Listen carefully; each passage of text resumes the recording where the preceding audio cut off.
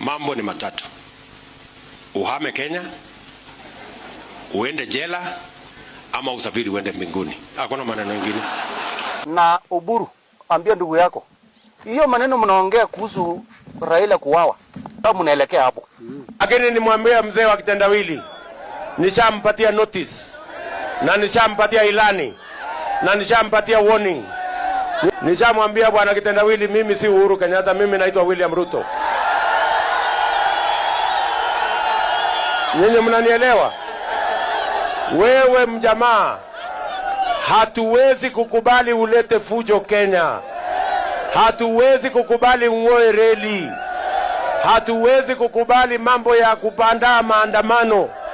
Hatuwezi kukubali wewe kujiapisha. Tunakumalizia asubuhi moja kwa moja mpaka Bondo. Wale watu walikuwa wananihangaisha hapa kwa barabara na masufuria walienda nyumbani. Ama mmewaona kwa barabara hapa na sufuria tena? Si walienda nyumbani? Si ndio? Si mnajua kulikuwa na watu walikuwa wananisumbua kule Nairobi kwa street na kipuria kwa kichwa. Siku hizi wameondoka. We had people in the streets with superiors on their heads. Those people have since left. Just for your information.